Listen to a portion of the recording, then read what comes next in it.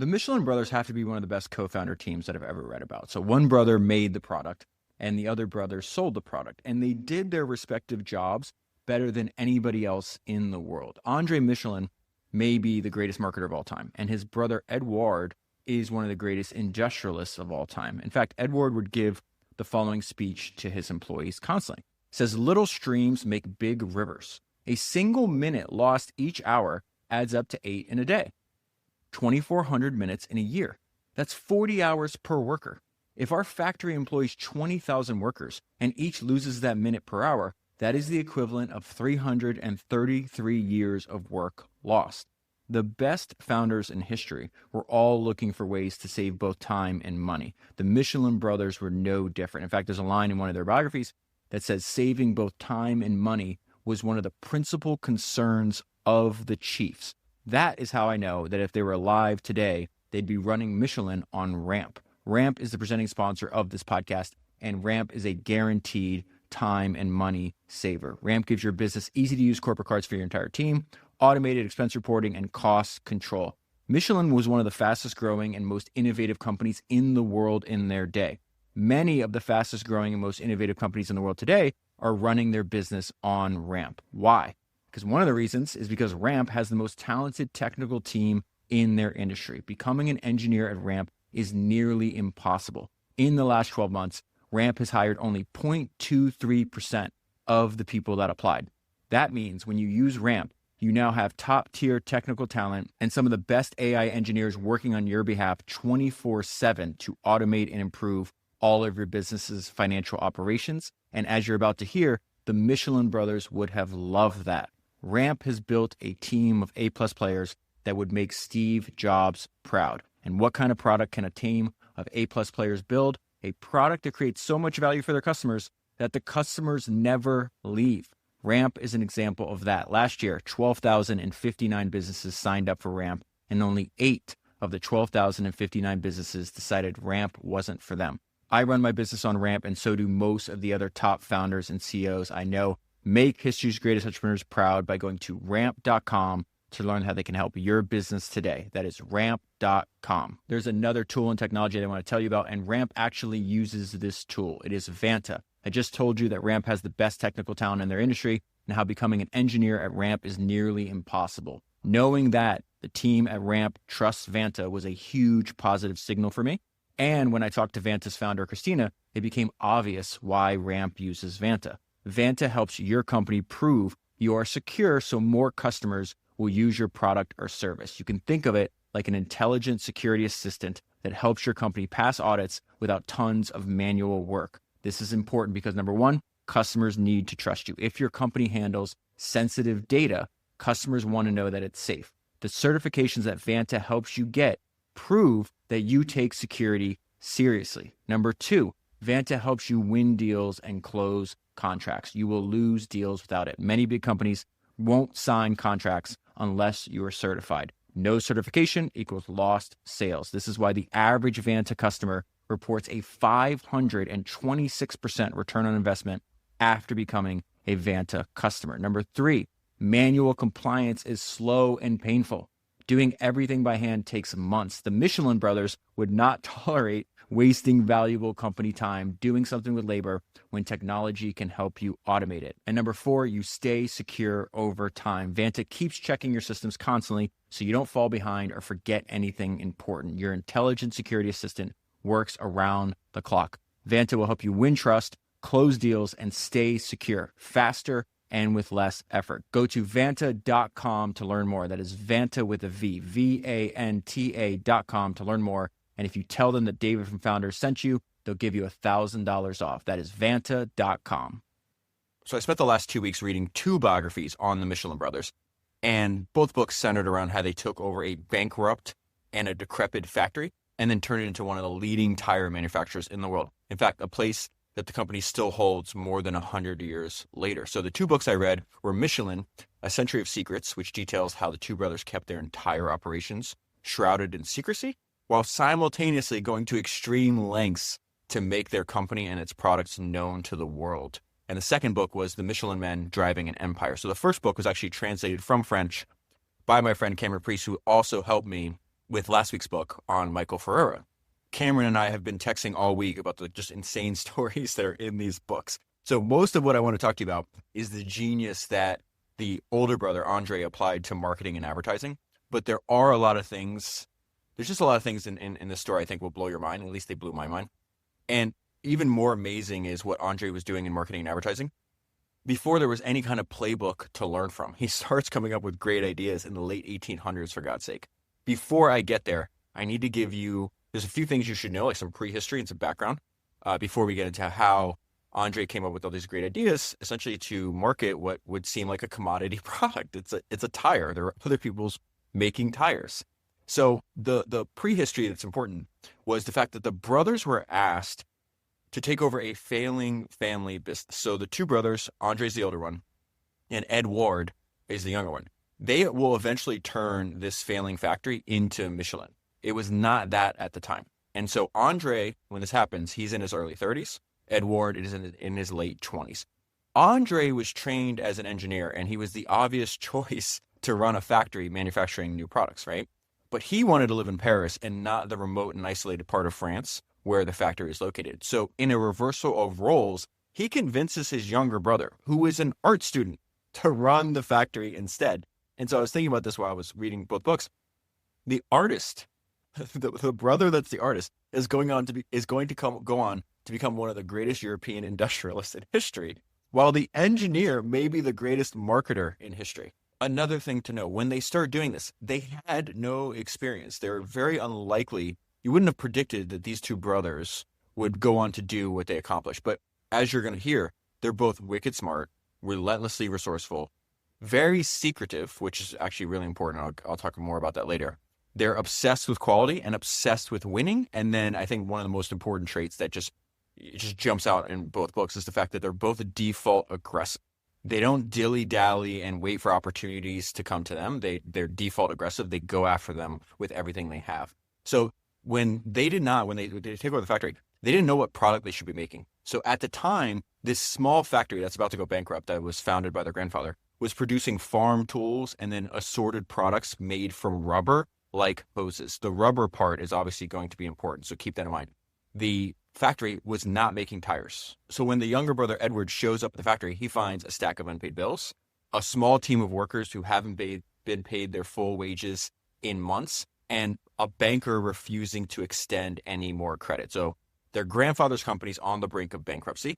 They can't get any credit. So they go to the grandfather's daughter, their aunt, and say, hey, I need 500,000 francs to invest in turning around your dad's company. She says, give me a day to think about it. The next day, Édouard goes and visits her again. She says, you can have the money. And then she tells him the reason that she asked for a day. She said, I had to go to the local convent and make sure that if this fails, they have a room that I could live there. She literally invests every single last dollar in trying to save her father's company and was willing to go live with nuns if this failed. So now that he has the money, Édouard takes an inventory of everything the factory is making. Most of the products are unprofitable, so he just starts cutting every unprofitable thing. And he decides to focus on their most successful product, which at the time, remember this is the late 1800s, it's a brake pad for horse-drawn carriages made from rubber. The only problem is Édouard was, in his own words, completely ignorant of rubber manufacturing. Now, how he solves and alleviates his ignorance is really smart and maybe even a little genius. So this is what he said. The first necessity was for me to learn my trade. I can only learn it by questioning the workers. So I had to have a conversation with them where I was their inferior. And the best way to get them to talk was to openly and completely admit my ignorance. In practice, I conducted my questioning in the tone of a friendly conversation by saying, how are you going to do that? Why can't you do it differently? Is there another way? I explained these questions to the worker, asking if he encountered any difficulties in the execution that I had not anticipated. I noticed that even when I knew the issue quite well, this friendly conversation was extremely useful for gathering facts. And then this is the most important sentence, in my opinion, of the entire thing he's talking about here. There are things that the man who handles the material for 8 hours a day knows, while his boss, who is necessarily occupied with multiple issues, may be unaware of them. This friendly talk was extremely useful in getting more details.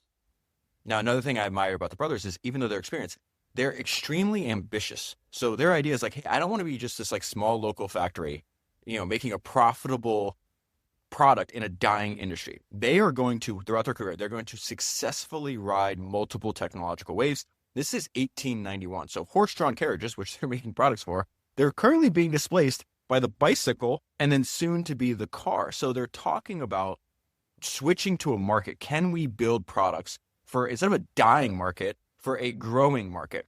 And so they're reading about these inventions that Dunlop is making with the bike tire. And so the brothers had already been talking like, hey, maybe we should make bike tires. There's going to be a lot more bikes in the future. We can build the best product in a growing market and be in a way better position than just making this rubber brake for horse-drawn carriages. A few hours later, a tourist arrives in the yard of the factory with his bike. His tires have burst and he asks for help repairing them since he knew it was a rubber factory, right? So it takes Edward half a day, and the book says a lot of swearing, which I thought was funny, to repair the Dunlop pneumatic tires. So all that means is Dunlop is the first person to invent tires that run on air instead of solid rubber tires. At the time, tires filled with air were extremely rare, and they had this weird, Dunlop came up with this weird idea that you should glue them to the rim, making them very labor and time intensive to repair. So imagine your bike gets a flat tire and it takes you, 6 hours to fix it.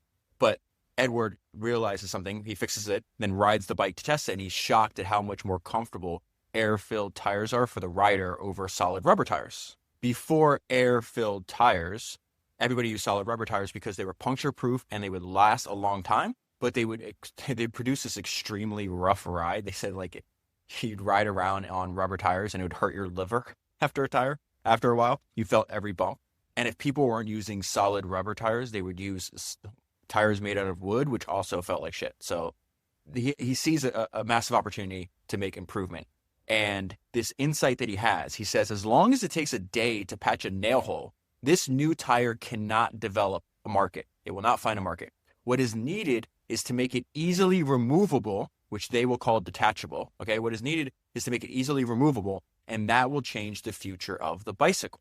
And so Edward's first idea for a product is, hey, we're just going to take this existing this existing product that has potential and just make it easier to repair, to save people time.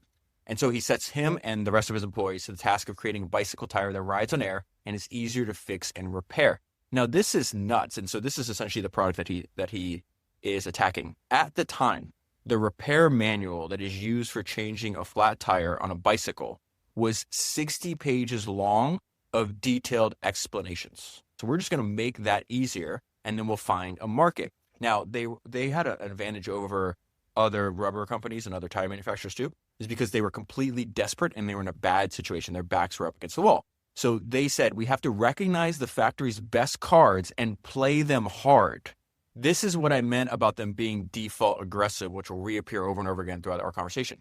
In May 1891, the Michelin factory began producing removable tires, and it never stopped. Now, again, this is a technical achievement. No one else in the world had this invention at the time. And now, for the first time, we get to their other superpower. The first superpower is they built the best products in the world in their category, and that was their goal from the very beginning. I told you they're extremely ambitious. They're extremely obsessed with winning.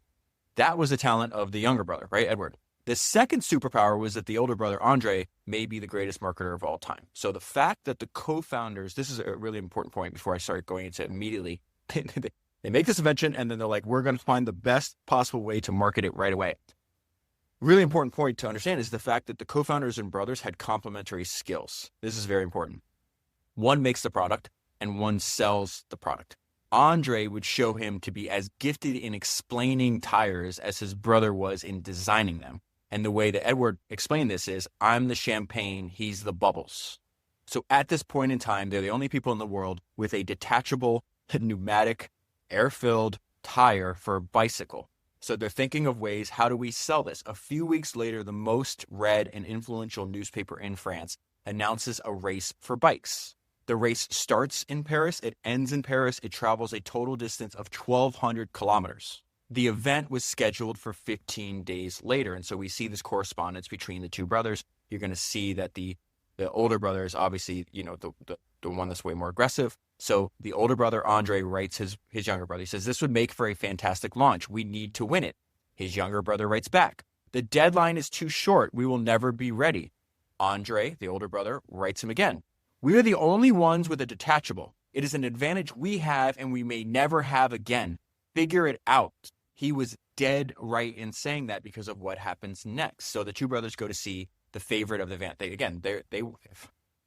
Their tires are entered into the race. They obviously want to win it. The favorite of the event refuses to sign a contract because he's already signed to Dunlop. So they have the idea. It's like, hey, there was this great bicycle racer named Charles Tarrant. He's retired. Let's see if we can coax him out of retirement. So they invite him to lunch. They treat him royally. They essentially, it sounds like they got him drunk. So it says, after liquors and a cigar, they propose that he try to race on the Michelin detachable, which is what they're calling it at the time. 3 hours later, convinced and half dazed, Tarrant signs the contract. In the retelling of their own history, there was an interesting line that it came across. They call it the house. So the House of Michelin, because it turns out to be a dynasty after this. They talked about this lunch being really important and how they were convincing to get Charles to race for them. And they had a great line in recounting their own history. They said, "Success is often made of these small details." So the end result of the race is that Charles races for 3 straight days with no sleep, and he arrives 7 hours and 40 minutes ahead of the race favorite. Then Andre, in a single day, he'll make and run an ad in the largest newspaper announcing the victory. I just want to pull out some lines in this. He said, "The pneumatic is and will remain by its very nature the most comfortable and fastest of the tires." Remember, they're the only company selling this product at the moment, okay? "We have confidence that the bicycle public will say of our pneumatic, 'This is an improvement.' No, this is a revolution." Now, this is the hilarious part. Remember when they're like, "Hey, we don't have time to do this. We can't do this." The younger brother's like, "We can't do this in 15 days. When the race ends, Michelin has 12 tires in stock. They've only been able to make 12 of them. By the end, and this is how important, and they're just gift of spectacle and getting attention, and then drastically increasing the market for their products in an indirect way, which is the main theme of what I want to talk to you about. But they have 12 tires in stock at the close of the race. By the end of the following year, 10,000 French bicycle riders are using Michelin tires. So if you were in their position, think about this. You go from 1 year from nobody having your tires to 10,000. What are you going to do? You're going to do exactly what the Michelin brothers did, and I think would also play to their nature. They loved being focused. That's another thing we'll talk about a lot about. So they're going to retain, from here on in, they're going to retain a singular focus. Everything for tires, tires for everything. Everything for tires, tires for everything. So their dream is like anything that's going to travel over land, we're going to put on our rubber. And there's such great lines in both books about this. Let me read two of them to you. "This will be, until the death of the two brothers, the great ambition of the house." Here's another one. "The path that the company must take is laid out. It will be tires, nothing but tires. Michelin will remain specialized." And so when I say Andre may be the greatest marketer of all time, he's the inventor of the Michelin Guide, which leads to the Michelin restaurant stars, maybe the most successful guide in history, drastically expands the market for their product. But that was just one great idea, his best idea. But I'm telling you, when I write out I took all my notes, from 2 books. I read 700 pages for this. And when you just list out all of the different marketing ideas that this relentless and prolific person had, it's 12 pages long. And so let me just give you an example. They obviously said, hey, you know what? Winning bicycle races seems to be pretty good for business. Maybe we should lean into that. Why are we waiting around for other people to have bicycle races? Why don't we have a bicycle race attached to our brand? And then what if we set up this is such a great idea. And then what if we set up the track, right? The racetrack in a way that will demonstrate the advantage our product has over our competitors. So one of their product's advantages over the competition was how much easier it was to change. It would take 15 to 30 minutes to change a tire instead of half a day. So they organized their own bike race. They call it the International Michelin Competition, which is hilarious because it's only in France at the time. Then the basic requirement's simple. To get into the race, you have to ride on Michelin tires. And then Michelin fills the entire course with nails, thereby allowing a demonstration of how easy it is to change a Michelin tire. They're constantly obsessed with having fun and showmanship with their marketing. It's almost like this is like Red Bull before Red Bull. If you haven't listened to that episode, I think listening to this and then immediately when you're done listening to episode 333 which is on Red Bull's founder, Dietrich Mateschitz, which I think is one of the best episodes I've ever made, you're going to see a lot of like similarities between them. So what do? They're going to go to where all their potential customers are. So they set up this demonstration at this giant exposition in Paris in 1895. Now, in this case, this is truly international because people from all over the world go to this exposition in Paris. So they call this demo the Michelin wooden horses. The clever demo consisted of 2 seats on a rotating carousel track. One seat is mounted on a tire and the other was on a bare wooden wheel. So their product and the other one is their competition, right? So at the time, the horse-drawn carriage market is so much larger. The car market, for all intents and purposes, barely exists. Let's just put it that way. So volunteers will sit on a seat, and if they sit on the seat on the wheel wood, they were subjected to, quote, torment unknown to the since the Inquisition. Andre's got a gift with words. He's just hilarious. The rider was rattled mercilessly by bumps on the track. The riders on the pneumatic seats, which were obviously Michelin tires, the air-filled tires, right, experienced a smooth, silent glide. The president of France happened to stop by, try the demonstration, and then congratulated on the Michelin brothers on their invention. So then they have this very simple idea where like, well, most of our business right now is bicycle tires, but they have 2 wheels. 4 wheels is better than 2. Can we make tires for vehicles that have 4 wheels? At first, they're like, oh, maybe we should make tires for horse-drawn carriages. But pretty quickly, they realize, hey, we have a great idea. 4 is better than 2, but we're pointing it at the wrong target. So Andre, again, I love the way this guy spoke. He sees the first few horseless carriages in Paris. And so he says, why not also put these strange vehicles that make a hellish noise and crawl like turtles on our removable tires? And his little brother says, wouldn't it be better to concentrate our efforts on horse-drawn carriages, which offer a practically unlimited customer base? This is so smart. Again, Andre just gets it. Andre does not share this opinion. He says, the car with tires will replace the horse. It is not the last progress that with one should proceed. Not even with today's progress, but with that of tomorrow. And Andre's point is, I believe that the car is going to replace the horse. Therefore, we should focus and put all of our resources on inventing for the new, not the old. To which his brother then provides the following objection. It is very difficult to port the air tire from the bicycle to the much heavier car. Andre replies, the more difficult the problem, the less chance there is of being followed. The more fruitful the triumph will be. True progress, boldly supported, always ends up triumphing. And so you could think about this in a very simple way. 4 tires are better than 2. So what do? They do another smart. There's a lot of smart bets they make early. And so they agree to they're making a ton of money, obviously, from manufacturing, their bicycle tire. So they agree to take the large profits from making bicycle tires. And instead of taking very large dividends from themselves, they're going to reinvest that profit into creating tires for cars. In other words, they made a very smart bet early. There's not a lot of cars in France when they made this decision. I've read varying accounts, sometimes as low as 350 cars in France at the time, to as many as 3,500 total cars in France, but not. This is 3,500, anywhere from 350 to 3,500 total cars in the entire country at the time. At the time they make this bet, cars are expensive. They're toys for the rich. They require full-time chauffeurs that will double as mechanics. These cars could not stray far from a repair shop. In fact, many, many years ago, probably 5 years ago, I'm going to reread it, the biography of the founder of Cadillac, this guy named Henry Leland. He had a fascinating mind, a fascinating experience. He came up with the first successful car company ever founded. And he also came up with one of the most successful new car ads by Cadillac. And the ads were successful because it said return trip included. At this time, it was expected you're going to go out in your car. At some point, something's going to break on it, so your chauffeur has to fix it. And that's the only way you're actually going to come back. Now, I also think it's important to point out the perspective the Michelin brothers had. So there is this story I shared a few weeks ago that I absolutely love. So 2 shoe salesmen arrive on a remote island.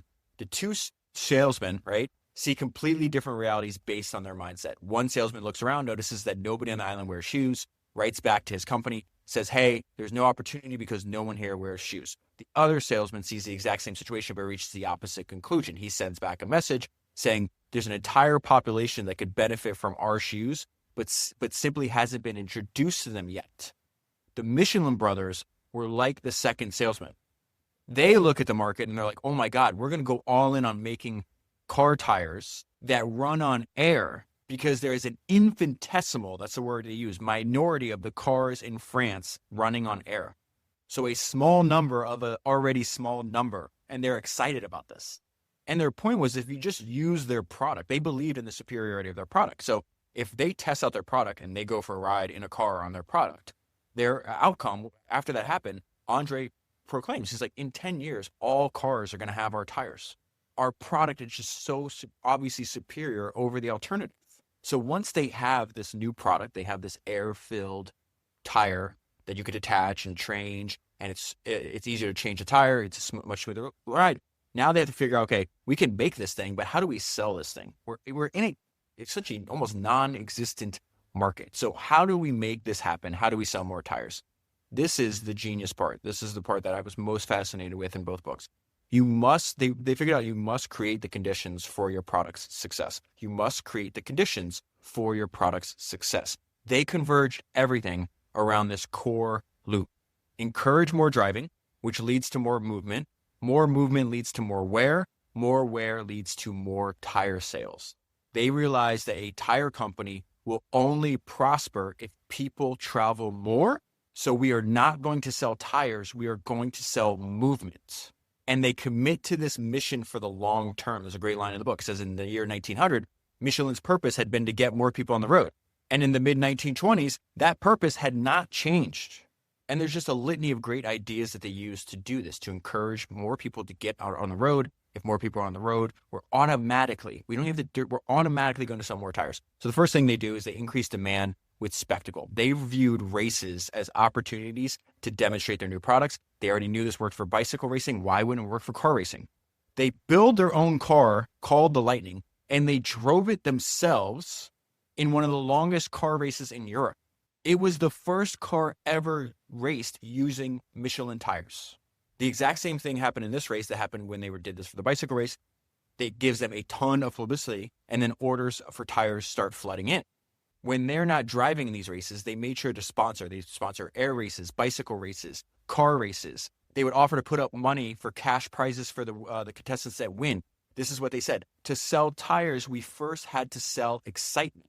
And there's a great line where it says André Michelin made promiscuous use of the press. So think about it. It's like when you do these bike races, when you do these car races, when you're sponsoring air shows, and you're sponsoring every single thing where people are traveling on rubber. Because they're spectacles, the newspapers and the media of the day are automatically for free covering the spectacle.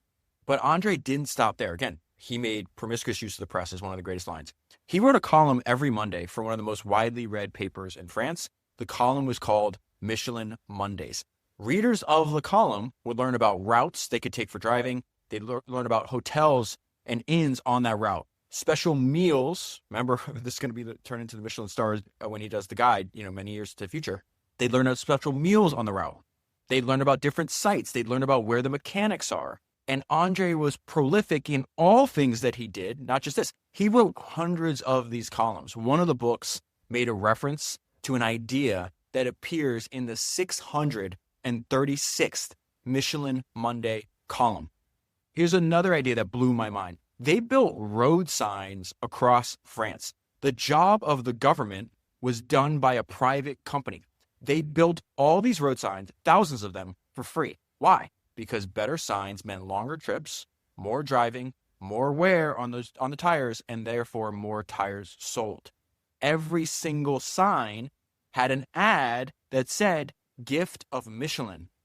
If you think about this, they just designed this core loop, right? Encourage more driving, which leads to more movement leads to more wear leads to more tire sales. And then they just figured out, how can we keep this loop spinning? How can we expand it? So this is one of the most remarkable things. So in 1900, Andre publishes the very first Michelin guide. It is a free travel book with maps, locations of mechanics, locations of hotels, restaurants. The goal was to give people helpful information so they drive farther and thus wear down their tires. Their insight was interesting here. The car is just an accessory to the tire. Now, making the Michelin guide was what Andre loved the most and what he was best at. He starts it in 1900 and he works on it for 31 years until his death. Eventually, these little red books that he creates will spawn the Michelin star rating for restaurants and become the global gold standard in fine dining that we still use today. In fact, when me and Cameron were talking about this book, he said something that was interesting. He's like, it's pretty wild that a guide made by a tire company, you fast forward, 120 years, and chefs today will literally commit suicide if they lose one of their Michelin stars. History unfolds in very unpredictable ways. So again, this is another smart bet early. The publication of the first Michelin tire guide informed new motorists. Remember, at this time, these were rich people. So the publication of the first Michelin tire guide informed new motorists, wealthy people accustomed to a certain class, about well-kept hotels, good restaurants, and ways to communicate by mail, telegraph, or telephone. André intended the guide for chauffeurs to whom it would be offered free of charge. The extravagance of this wager continues to astonish. This 400-page travel guide for users of a mode of transportation, then only in its infancy, represented considerable investment. It is another smart bet early. I need to bring this up. The maps inside the guides. They made those maps. They even printed standalone maps. So, the accordion style maps that used to be in like every single car? That device of making it easy to fold and unfold, the Michelin brothers invented that. They drew the maps. They wrote the guides. They created the routes. They built the signs. And they did this when the market was tiny. So when cars arrived in large numbers, Michelin already owned the road. It also is important to point out they didn't wait till perfect to start. The very first issue in 1900 of the Michelin Guide was very rudimentary. And André does something smart. Everything this guy does is smart. He turns the readers and users of the guide into contributors. So in the first guide, he puts this. The present edition will obviously be found to be imperfect, but the work will improve from year to year. It will become perfect all the sooner if drivers will reply more precisely and in greater numbers to the questionnaire. So in every single book, there's a questionnaire. What did we get wrong? Without them, the drivers and the contributors, we can do nothing. With them, we can do everything. Then he does another smart thing. He then runs ads to help improve the guide, which itself is a form of an ad. The Michelin Guide is essentially an ad in disguise. So he's going to run ads in newspapers as a call to action to improve the guide, which is also an ad. And so this is what the ad said. So Mr. or Mrs., it is in your interest that the guide be as accurate and complete as it can be. For if Michelin had to work only with its own resources, it would take several years to produce an accurate and perfect guidebook. André's call for help was an early example of a form of publicity that he may have invented, containing a question or announcing a competition, engaging the reader's participation, all at the same time reminding them of the name Michelin. This is something he does over and over again. More advertising for your advertising. So he goes to the hotels that are featured in his guide, which advertises his products, and says, hey, if you're going to be in the guide, you need to agree to put these in a special place where patrons of your hotel can see them and pick them up. Then he didn't stop there. He insisted on getting better prices for the people using his guide. So hotels listed in the guide had agreed to indicate prices for each meal and for different rooms. Prices representing a formal agreement to holders of the Michelin Guide. An engagement that Michelin was able to attain thanks to the publicity value of the guidebook to hotel keepers. What is he saying? I give you publicity, you give my readers better prices. So then this may be the first time I mention another trait that both André and his brother have and they believe in the fact that they are willing to invest for the long term. Remember, in 1891, they started making air tires and they never stop. The first Michelin Guide could only be used by a small minority. There's not a lot of motorists in France yet it found its readers. It helped that the guide was given away for free for the first 20 years of its existence. And it helped that André was hell-bent on making every issue better and better. Here's a line about that. Each new edition was a tour de force, requiring painstaking checking, updating, and the introduction of new features. So look how much progress he makes in just 5 years. First one comes out in 1900. In 1905, 60,000 copies of the French guide had been distributed free of charge. And then André advertises the fact that 60,000 of these free guides are available. You should use them. You should help make them better. But he does it in the André way. He calculated that so many books, each about an inch thick, if piled up, would equal 5 Eiffel Towers, one on top of the other. And then he says, why are so many people? And there's 60,000 people using this book. Why so many people? We can stack it. It's the size of 5 Eiffel Towers. Why are people using this guide? One picked up the red guidebook because it contained the key to some magical experiences. This is just great writing. Opening the door to truly fine hotels, tables set for superb meals. It was a guaranteed time and money saver. So from the customer's perspective, from the user's perspective, it's like, okay, this is free. You guys put all this effort into it. All these 60 other thousand people are using it, so it has to be good. I'm going to get a key to magical experiences. I'm going to be able to start going on the road, seeing my country, staying at wonderful inns, having great meals. But the point from the company's perspective is brilliant. Anything that could get more people to join the automobile age was good for Michelin. The Michelin guides provide them with compelling reasons to try out their cars and to wear out their tires. The restaurant or the hotel could become the reason for the journey. And this is when they introduced the Michelin star system. And the Michelin stars spelled that out. So the initial Michelin star system was a single star called attention to, quote, a good table in its community. 2 stars to an excellent table worth the detour. What a great line. Worth the detour. Now drive a little further, just a couple more miles. A couple more miles would cost tens of thousands of customers. How many more tires are you selling? And then 3, one of the best tables in France, worth the trip. Édouard knew how to make tires, and André knew how to make them indispensable. And then again, this guy is prolific. Look where we are 12 years after André launches this. So now, 1912, okay? He has 12 of these guidebooks because he starts translating them into other languages. The 12 books now total for the year, 7,046 pages. Total printings amounted to 274,000 copies. I think the number I heard is they distribute over 30 million of these guidebooks. And so then André is advertising the fact that, hey, we have 12 guidebooks. They're in all these different languages. It's 7,000 pages. There's 275,000 people reading this. But he's not going to list just those numbers. He says, if stacked together, the copies printed this year would rise 20 times the height of the Eiffel Tower. In fact, they would match the height of Mount Everest. And then not scared to boast, not scared to promote. He says, these days, there isn't a driver around the world who would want to travel without having a Michelin guide handy. And the thing about forms of media is media begets media. So this becomes so successful that in America, they start writing about this. Now, keep in mind, the book is so incredible. So now you're going to have the New Yorker, right, which has a massive audience, talk about this book, which then leads to more free publicity for your brand. So this is what they said in the New Yorker. It says Michelin tires are presumably good tires, but one is apt to assume it because the Michelin maps and guides are so good, not the other way around. The reporter went on to enumerate the wealth of detail contained in each volume. It is human nature for customers to be predisposed to have a positive view of a brand they've never used the product from if it is associated closely with something that they love. And this reporter gets it.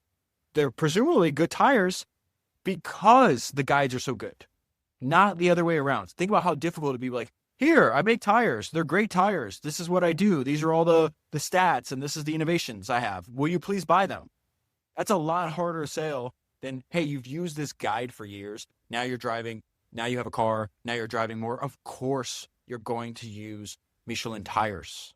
Michelin has already provided something for you of great value for free at considerable expense of time, money, and resources. What do I mean? By this point, they have 150 people working on the guide, and they receive 12,000 copies of the questionnaire. Okay, so that questionnaire slips into every copy saying, hey, please give us your feedback. Please tell us where we're wrong. 12,000 readers every year are sending back this questionnaire. So you have 150 people on staff, and you got 12,000 volunteers helping make this thing better. And so then André has another incredible idea. He's like, okay, well, the guide, it's such a portable tour guide. Why don't we open a tourist office in Paris? So you go to Paris, you walk into the office, and you say, hey, this is the kind of trip that I want to take. This is what I desire. This is how much time I have. Michelin plans they do the rest. They plan the entire trip for free. Why? You already know the answer because everything goes back to that core loop. We're going to encourage more driving, which leads to more movement. More movement leads to more wear, which will automatically lead to more tire sales. Our company will prosper if people travel more, so let's create the conditions for people to do so. We are not selling tires. We are selling movements. So not only does Andre come up with this genius loop, not only does he create probably the most successful guidebook in history, the one that's still used to this day, the one that still is having an effect on high-end culinary experiences to this day, he also creates probably the most successful company mascot in history. I looked this up. It's been voted the most successful company mascot multiple times. He creates the Michelin Man, this fat, lovable tire man. And again, they loved demonstration. This is something that a lot of the great entrepreneurs in history, a lot of the great advertising and marketing people said over and over again. Even the greatest copywriters would say this, that there's not a single ad that will perform better than one dramatic demonstration. So when they invent the mascot and they start running ads, it's this fat, lovable tire man, right? But in every ad, he's drinking a cup full of nails and glass. This fat rubber mascot becomes a celebrity and a metaphor. The reason he's drinking nails and glass is because he says the Michelin tire drinks up obstacles. The Michelin Man will show up at every single event. He even signs some of the columns as if it was written from him. He's used in posters. He's used on signs, and he is still around today. And then another core tenet of Andre is the fact that he's just relentless. He's always pushing harder for the development of more automobiles. So there's actually a funny story here before I get to that. I was thinking one time when I was reading Rockefeller's autobiography. You know, Rockefeller's likely the richest person in the world at the time he retired, but he actually got richer and wealthier in retirement than he did when he was working because somebody else invented a technology that created more demand for his product, right? And so obviously Henry Ford's ability to mass produce automobiles for the very first time is going to drastically increase the amount of demand for Rockefeller's product. And I remember Rockefeller says something like in his autobiography, "Oh, like this lovely young fellow, Henry Ford came to visit today, and I just like him so much." I'm like, "Yeah, I bet you do like him so much." Considering he probably expanded the market for your product, I don't know, 1,000, 10,000x. And so what Andre realizes is like, hey, we made a lot of progress. We're now in the 1920s. There's a lot more cars than we started, but we're way behind America and Henry Ford. So I'm not going to keep asking you to buy tires. I'm going to push hard for further development of the automobile. And again, they do these massive campaigns. The amount of, they don't like, oh, we have an idea and we're going to put it on like this weak, tepid way. Here, maybe we'll put 5,000 flyers. No, hundreds of thousands, millions over and tens of millions over the life of the company. So here's an example of that. In December 1922, Andre launches a major national survey of popular automobiles. Thousands of posters are pasted on the walls of major cities. Thousands of flyers are distributed. Andre explains that in the United States, there is one car for every 10 people. In France, one car for every 150. We need to close the gap. Imagine how many tires we'd sell if there were 15 times the amount of cars on the road than there is today. 6 months later, he prints another brochure about the same thing. We have a lot of room to grow. We should be making more cars in France. This one brochure in 1 month in 1923 is printed 600,000 times. Again, the guy's completely relentless. Hey, we're making money on bicycles. We're making money on cars. I find it personally offensive. Andre found it personally offensive that the buses in my beloved Paris are still using solid rubber. And then he does it in a hilarious way. He says, Andre teased the public transport authorities into renewing their equipment by running ads in the press with the following argument. Pigs, filthy, disgusting pigs are transported on air-filled tires because it's more economical and they arrive in better shape. Parisians still ride in buses on solid tires. It costs more and they arrive aching all over. I want that business too. The buses in my beloved city should be riding on Michelin tires. And remember, this worked because the division of responsibility between the two co-founders. Andre sold the product, Edward made the product. And the interesting part here is like once you have this up and running, obviously it starts with the product. They didn't market anything until they had a great product. But now, because there's all these innovations that Edward's going to do, he invents like 4 or 5 different innovations because he never leaves the factory. He's obsessed with trial and error. But the way these two talents work together is that they know that the inventive mind of his younger brother, he's going to churn out new products. And what would be devastating is you have this gifted mind, he's churning out new products, and yet no one hears about it. So when Edward came forward with a new product, you had this publicity machine that was kept very well oiled by his brother, ready to run with it and make sure everybody knew of this product's existence. This is a necessity. This is not optional. As David Ogilvy said, you can't save souls in an empty church. It didn't matter if Edward was a genius inventor if no one knew those products existed. So then huge parts of both books go into how did the brothers manage their business. And so it says the spirit of the house Michelin, okay? Tenacity, creativity, secrecy in design and manufacturing, rigor in management, and often humorous advertising. There is just a handful of traits that reappear over and over again in both books. The fact that they're focused, they're super secretive, they're obsessed with technology, they're obsessed with cost control and efficiency. And so this factory in this remote part of France that I can't even pronounce, they describe it as the Rome of the Michelin Empire. There, the obsession remains. The tire, nothing but the tire. And not just any tire. They had a mantra that they repeat over and over again. The best at the best price. That was their goal. For nearly a century, Europe's most secretive company had set its rhythm, calibrated its clock, and adjusted its ambitions according to this passion that borders on mysticism. What are they talking? What are they talking about? This burning, uncompromising, exclusive obsession. They are talking about the tire. And it seems almost paradoxical that probably the best firm at public relations, advertising, and promotion was also the most secretive. It said Europe's most secretive company. There's all kinds of rumors and innuendo about how secretive they were. All their secrecy revolved around protecting the IP, protecting the inventions, and a few of the ideas, the way they organized the company actually enhances their secrecy. So it says Michelin's ran a tight ship. It helped in keeping secrets that the firm made no appeal to outside sources of financing. Operations and expansion were financed out of profits. Managerial jobs stayed within the family. One student of the family compared the Michelin dynasty to that of the Rothschilds. This is what they said. The same allegiance of each member to the tribe, the same allegiance of all to one. Discretion extended to factory operations. Prosperity depended on being first with improvements, such as a better resistance, sure adherence to the road, and easier handling. The perfect tire came from the research department, from patient trial and error. And of course, secrecy would help. In this company, every scrap of paper was considered to be a secret. So then you have this relentless innovator, you have this person obsessed with secrecy, but Edward would also not tolerate wasting time or money. He would tell his employees, you have not considered the financial consequences. What's their organizing principle in the factory? Best hire, best price. You can't do that if you don't watch your costs. You have not considered the financial consequences. I will not tolerate neglect on this point, since our goal is to produce the best tire at the best possible price. He had a visceral disgust to waste. This is what he would tell his employees. Little streams make big rivers. This is not just watching every little cost. It's watching every little wasted movement inside of the company, right?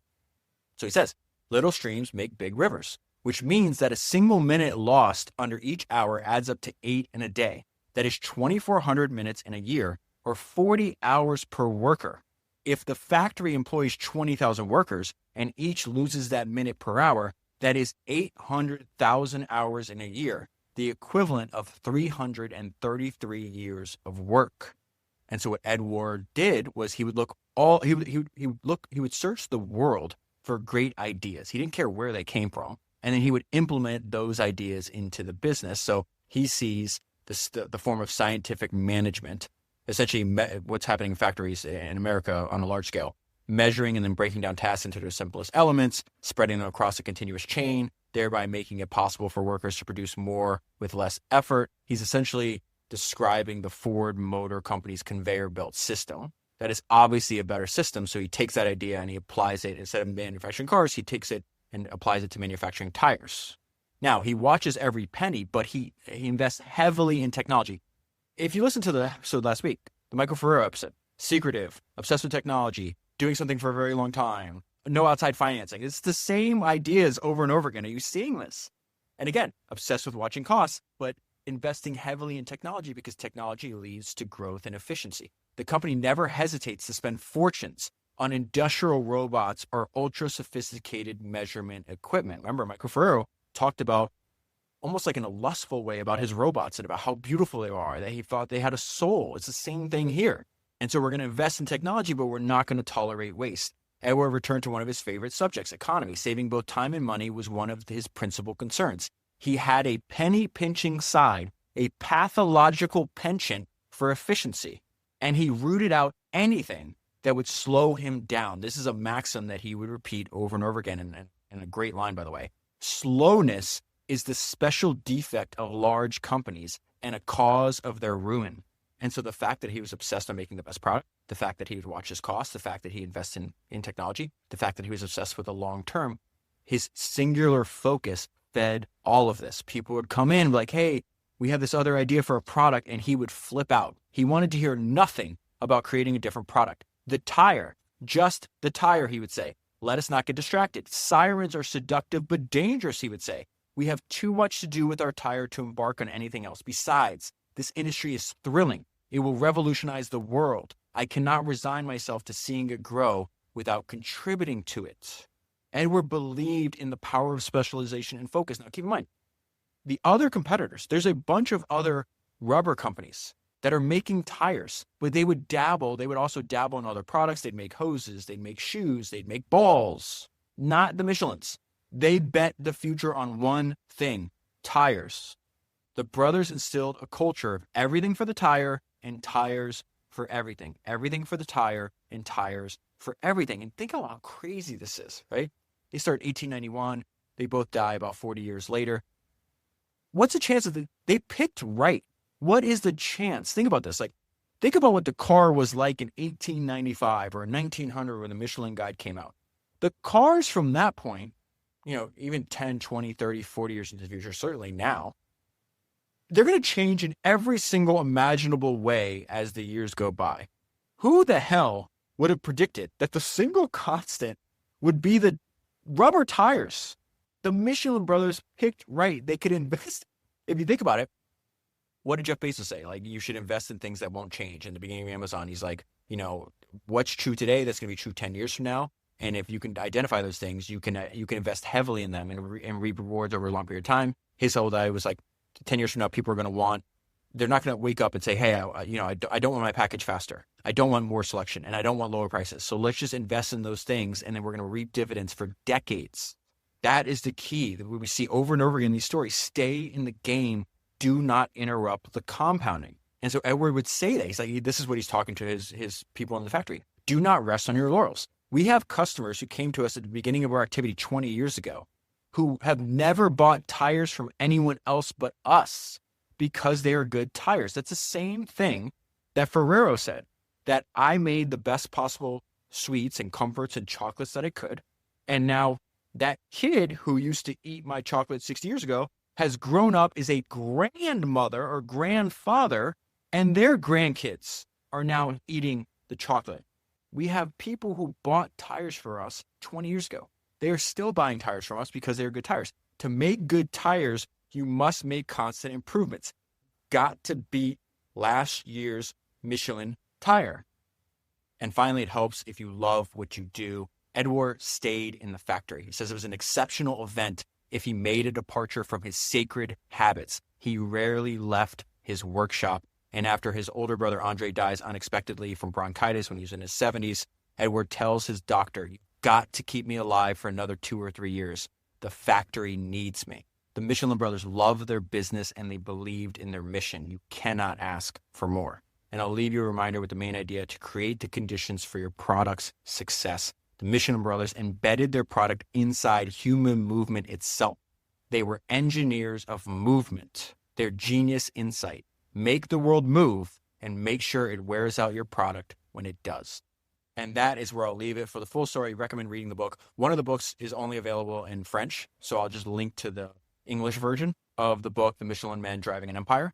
And if you buy the book using a link that's down below, you'll be supporting the podcast at the same time.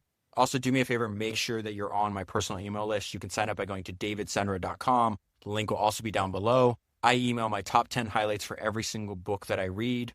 If you go to the website, you can also read my top 10 highlights. I think I have top 10 highlights for like 177 books up there as well. That is 393 books down, 1 dozen to go, and I'll talk to you again soon.